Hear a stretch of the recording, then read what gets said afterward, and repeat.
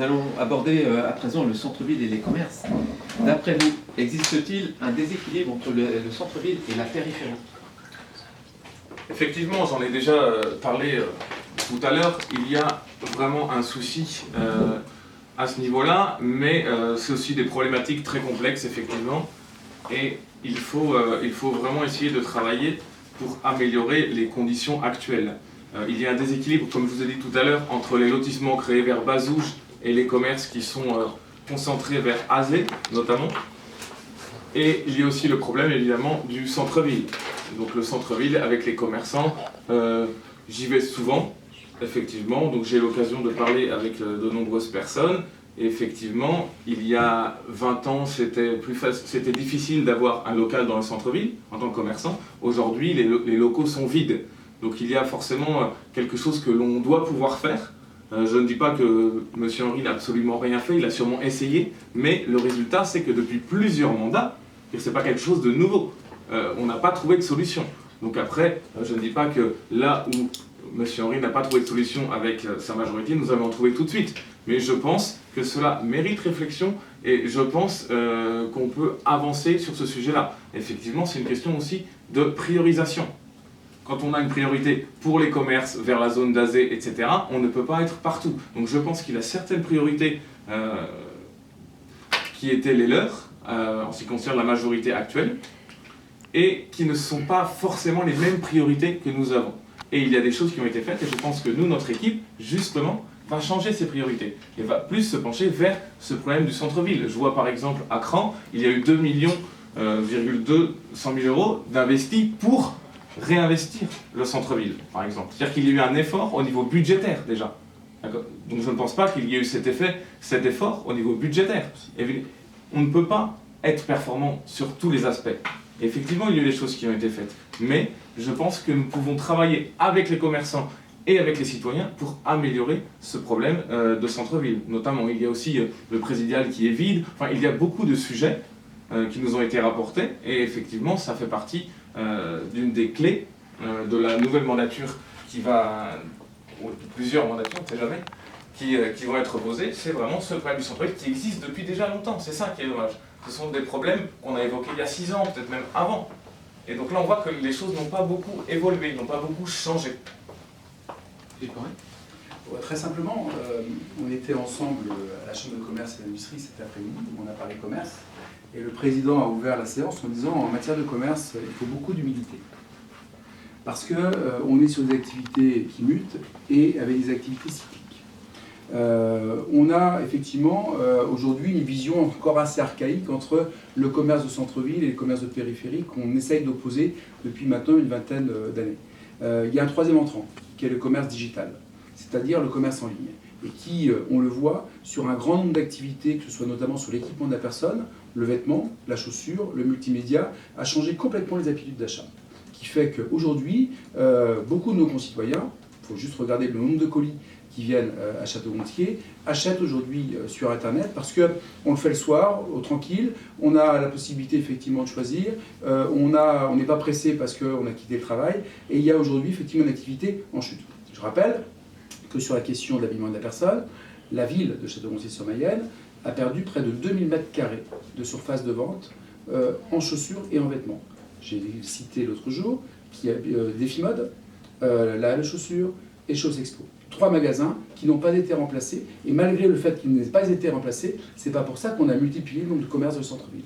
Aujourd'hui, il y a des habitudes d'achat qui ont changé. Et donc, il y a deux effets. Le premier effet, c'est de faire aujourd'hui qu'on puisse réinventer nos centres-villes. Ils n'auront plus la physionomie de ce qu'ont connu nos parents et nos grands-parents. Ils vont effectivement aujourd'hui être des lieux de vie pour lesquels on s'est attaché à maintenir toutes les fonctions culturelles à l'intérieur du centre-ville. C'est le cas du cinéma. C'est le cas de la médiathèque qu'on a réimplantée et qu'on a implantée dans le centre-ville pour faire en sorte qu'on garde les outils de flux. Ça a été vrai aussi avec la création de la librairie indépendante et la galerie de peinture. L'enjeu aujourd'hui, c'est de garder des outils de flux à l'intérieur du centre-ville pour que les gens continuent à y venir. On a aujourd'hui à réfléchir, à réinventer aujourd'hui nos centres-villes parce qu'ils ne ressembleront pas de toute façon à ce qu'on a pu connaître il y a 20 ans et il y a 30 ans, comme la Grande Rue ne ressemble pas à celle de mes grands-parents, et c'est normal, c'est l'évolution aujourd'hui quelle qu'elle est. Soit on lutte contre ces habitudes d'achat, soit effectivement on essaye d'épouser le changement pour faire en sorte qu'on puisse faire modifier les choses. Après, pour le reste, je l'ai évoqué tout à l'heure, c'est la question des prix du centre-ville. Parce qu'il faut aussi que les gens qui s'y installent puissent vivre de leur métier, et donc il faut qu'on puisse garder aujourd'hui des locaux disponibles et avec des prix qui soient accessibles. Et plus que des discours, de quoi ont besoin nos commerçants? D'actes d'achat, d'actes d'amour. Nos commerçants aujourd'hui, ils ne vivent pas ni de discours, ils ne veulent aujourd'hui que des actes d'achat. Et je peux prendre un exemple, mais peut-être que c'est le même pour vous, mais je suis habillé du centre-ville, du haut de la tête aux pieds, j'ai ma carte Castel Plus, et tous mes achats aujourd'hui sont faits dans le centre-ville. Non, ce que je veux dire, c'est que si chacun faisait l'effort de cela, on aurait peut-être un petit peu moins à se plaindre sur la désaffection qu'on peut connaître dans nos centres-villes, parce que nos commerçants, ils ne demandent qu'une chose, c'est qu'on vienne dans leur magasin acheter leurs produits. Et donc si tous ont fait l'exemple de cela, si tous ont fait œuvre de cela, vous verrez que nos commerces se porteront beaucoup mieux. Donc ce n'est pas de votre faute ou de la majorité, de la volonté politique, c'est de la faute des citoyens. Vous les culpabilisez pour mieux vous défendre. C'est dommage, je n'ai pas fini, il faudrait aussi proposer des choses, parce que je mets le doigt sur des choses qui ne fonctionnent pas très bien à Château-Gontier. Vous parlez de ce que vous avez fait effectivement, mais il n'y a aucune proposition. Il faut redynamiser le centre-ville, ça c'est un fait. Par exemple, vous parlez de la médiathèque aussi. La médiathèque et la piscine sont des lieux très intéressants, des belles constructions qui fonctionnent bien, mais qui manquent d'horaires d'ouverture. Ça, je l'ai entendu souvent, et même moi je m'y rends aussi. Voilà, vous allez vous acheter vos vêtements à Château-Gontier, mais moi je vais aussi à la médiathèque. Je pense que c'est plus souvent. Castel Plus Alors, ne me coupez pas la parole, s'il vous plaît. Est-ce que vous avez votre carte Castel Plus en tant que candidat pour soutenir demain le commerce local? Est-ce que c'est vraiment le sujet du débat aujourd'hui? Je ne pense pas. Là, vous rentrez c'est à nous de montrer l'exemple. Dans des détails. D'accord? Et une fois que je serai maire, j'aurai sûrement plus de pouvoir d'achat, j'aurai peut-être de nombreuses indemnités cumulées comme vous, et je pourrais aussi avoir une vie différente. Donc ne rentrons pas dans ce genre de considérations et de ce petit détail qui ne sont pas à la hauteur de vos capacités de discours. Donc revenons plutôt à ces horaires de médiathèque ou de piscine qui peuvent être augmentés, redynamiser le centre-ville. Effectivement, il y a des choses à faire. Ça c'est clair. Les valeurs locatives aussi, il faut peut-être les revoir. Et il faut parler avec les commerçants, et eux aussi ont sûrement des idées. Donc vous avez certes une carte, c'est très bien, mais ce que je vois, c'est qu'il n'y a pas beaucoup de propositions nouvelles de votre part. Alors plus qu'une carte, je vais vous donner le dernier flash info de l'INSEE qui prend la période de 2009 à 2015 et qui fait une étude complète sur l'emploi salarié en centre-ville et sur l'ensemble global de la ville. Et on fait partie des 3 seules villes de la région aujourd'hui à avoir un solde positif en matière d'emploi salarié en centre-ville. Petit document que vous retrouvez sur l'INSEE et qui montre que si on est véritablement en situation de déchéance à Château-Gontier, ça va être dramatique chez les autres parce qu'on fait partie du podium de tête où on arrive encore à créer de l'emploi, notamment dans les centres-villes, contrairement à beaucoup d'autres villes qui sont effectivement dans une situation totalement négative. Donc ça va peut-être pas si mal, il y a toujours des choses qu'il faut améliorer parce qu'il ne faut jamais s'autosatisfaire, mais il y a quand même des éléments factuels qui montrent qu'on a quand même des points qui militent en notre faveur.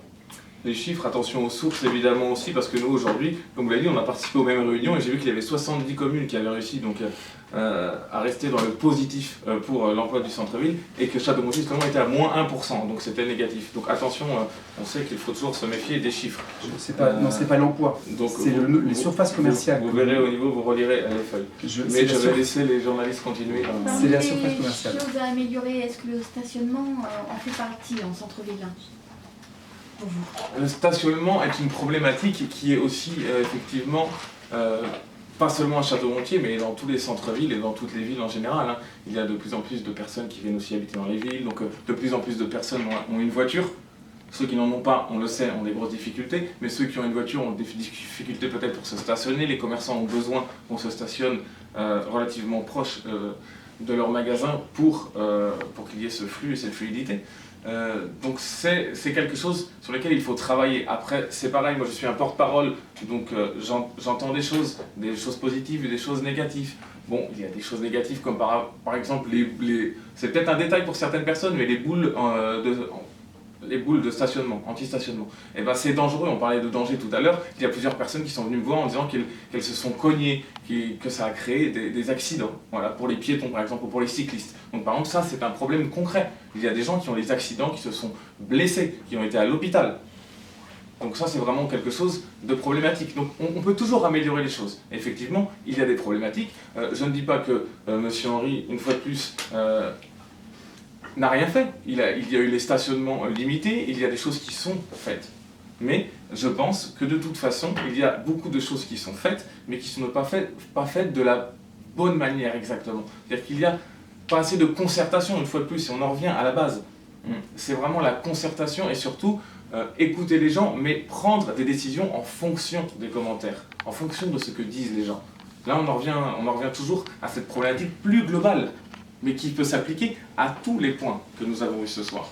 Est-ce que les gens vous demandent, pardonnez-moi, est-ce que les gens vous demandent par exemple de revenir à un stationnement zone bleue plus large ou payant en centre-ville? Ils n'ont pas été dans le détail, bien sûr. Ils n'ont pas été dans le détail, ça il faudrait demander, et justement faire des référendums, inclure plus les citoyens et voir quels sont les problèmes. Et s'il y a aussi une majorité de personnes, et il faut voir, il ne faut pas juste demander à une personne ou deux et dire bah oui, cette personne a dit ça, donc on va faire ça. Non, il faut avoir une consultation à grande échelle, bien sûr.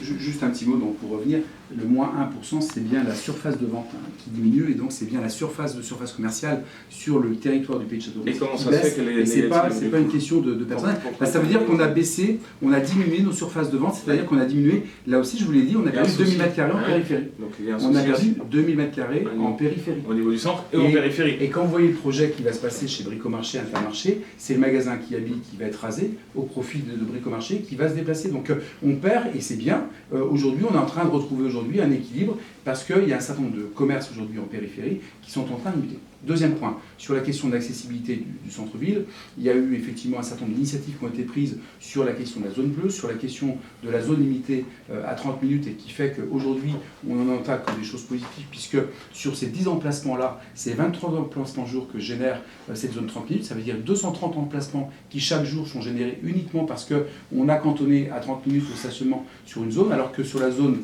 bleue, c'est 1h30 et donc on n'a pas la même amplitude de voitures qu'on peut garer toute la journée. Il y a un deuxième phénomène, c'est si on veut aujourd'hui rendre plus accessible le centre-ville, c'est faire aussi en sorte qu'on montre l'exemple, c'est-à-dire qu'on évite d'y garer sa voiture, et notamment quand on est commerçant ou salarié de commerçant. Donc si on veut effectivement là aussi libérer le centre-ville, c'est faire en sorte aujourd'hui qu'on puisse penser à ses clients et qu'on puisse se garer à l'extérieur pour éviter de se mettre juste devant sa devanture et générer là aussi des emplacements qui sont pris toute la journée par un certain nombre de personnes. Et troisième volet, et ça j'y suis aussi favorable puisqu'on a fait quelques expérimentations, c'est de travailler le centre-ville et notamment l'espace public quand il fait beau pour qu'on puisse aujourd'hui faire des animations. Ça a été vrai avec l'association Castel Plus, on a fait des essais concernant des foires de printemps sur le matériel de jardin, etc. Faire venir des gens de la périphérie exposer et donc vendre en centre-ville, donc pour là aussi créer des animations, et c'est ce qu'on essaye de faire au quotidien pour s'inventer, se réinventer et donner envie aujourd'hui aux gens de revenir vers le centre-ville. Par contre, cet après-midi, on a participé aussi à une réunion qui nous disait, voilà, les enfants, ils ont école sur 4 jours, le vendredi, la semaine est terminée, on est sur des habitudes qui ont changé puisque le samedi n'est plus forcément la journée des courses ou des commissions, c'est devenu aujourd'hui peut-être une journée un peu plus de loisirs, et là aussi, il faut peut-être se réinventer sur les amplitudes d'ouverture le midi pour permettre aux actifs d'aller un peu plus là aussi dans le centre-ville, mais comme on travaille avec des commerçants indépendants, on ne peut pas les obliger d'ouvrir le midi, il faut qu'on les invite et qu'on leur fasse comprendre là aussi tout l'intérêt d'ouvrir par rapport à cela, et ça c'est vraiment un enjeu fondamental, c'est d'emmener les gens vers cette dynamique pour que les gens retrouvent du plaisir à revenir en centre-ville. Mais je vous le dis, je vous le redis, il faut que tous on montre l'exemple, c'est-à-dire que si on est les premiers à ne pas aller dans le centre-ville, forcément on ne peut pas aujourd'hui donner des leçons aux autres, quoi.